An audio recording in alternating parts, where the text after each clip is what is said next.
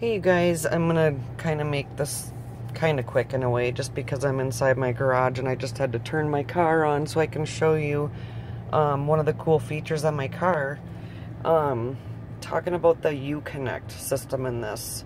So my vehicle does not come with navigation, but one of the really cool features that it can do is I'm going to plug my husband's phone into my USB port in here, and I'll show you, even though I don't have nav, I can have it because I have a smartphone and it's plugged into my USB port. So then his phone turns to Apple CarPlay. So if you have an iPhone, it's Apple CarPlay. If you have an Android version, then it would be Android Auto is what it's called. So then it's gonna ask to allow. So I'm gonna allow his phone to work through my system here. So then there's a CarPlay icon sitting there now. So I'm gonna click on that, and there now his phone screen is displayed on my stereo. So now his phone I can just set down because we're not going to be doing anything or touching the phone that way. So we can go in here and do calls, listen to his music.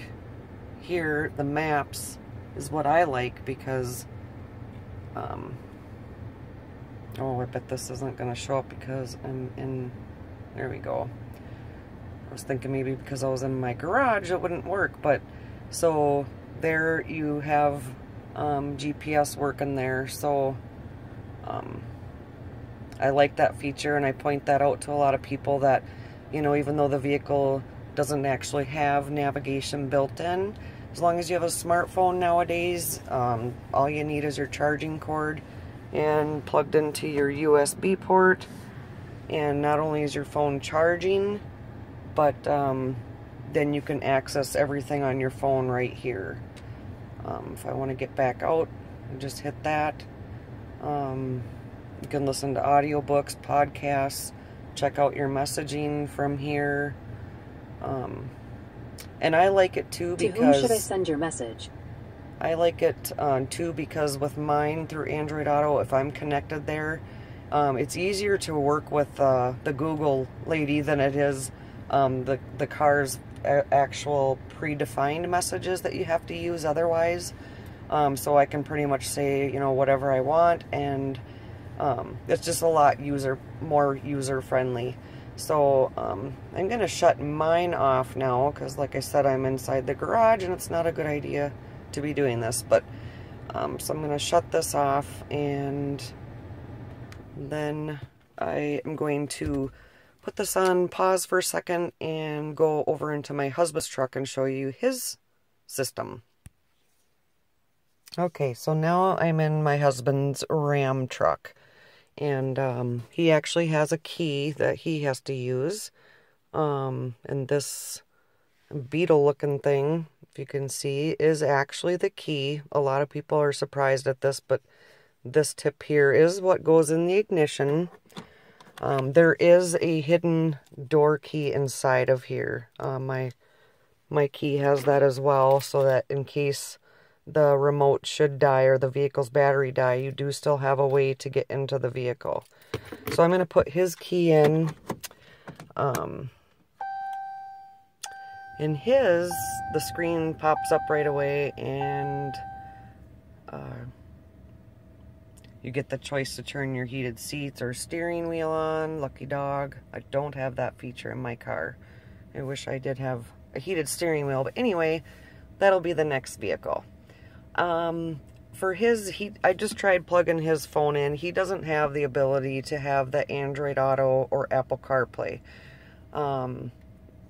Just show you his whole system is a little bit different than mine. But he can go into this apps screen here and have access to all the functions. And then one of the cool things too is when he's driving, he can go, and he's driving forward, he can hit this backup camera button, and it will display the, as he's going down the road. You know, they can look at the trailering and stuff and see how that's going and everything. And usually that's only a feature that's available in reverse. So that's something cool that they added. But then going back here, all the different apps and stuff that he can have, and Wi-Fi. Got your heated seats, heated steering wheel, and then the apps manager. Again, that's where he would go in here and he can purchase Wi-Fi.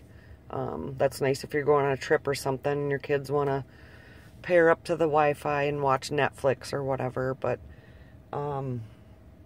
yeah, and then I'm not sure if you're all aware, but the shifting on my car and his truck is turn style now. So all you have to do is put your foot on the brake and turn this to put it in gear. So that's something cool and different. Then just the screens, it's kind of similar to mine. One of the cool features on his, though, if you tow a lot and say you do separate jobs, you know, like sometimes you're hauling a bigger trailer, sometimes it's a smaller trailer, well, you can go in here and program which one you're on at that time. So you can save it for another time and can watch, you know, how the trip was that time or whatever. But yeah, you just kind of scroll through here. Tire pressures, your current fuel economy.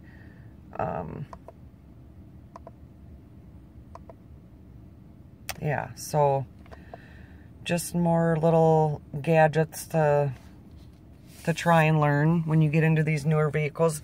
This is a 2017 Ram half-ton Bighorn edition, which is our most popular package because it does still give you, boy, the lighting's not very good here.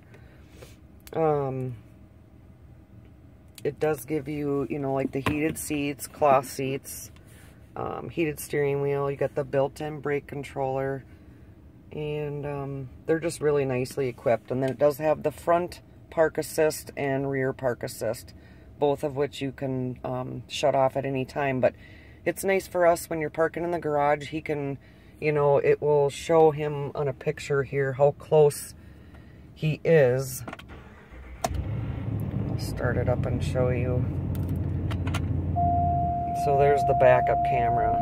But on the display here, it's going to light up to what you're closest to. So he's pretty dead on there. I'm not going to move it, but I just wanted to show you that there's a little diagram. I'm going to pause for a second here and see if I can find any other cool things to show you.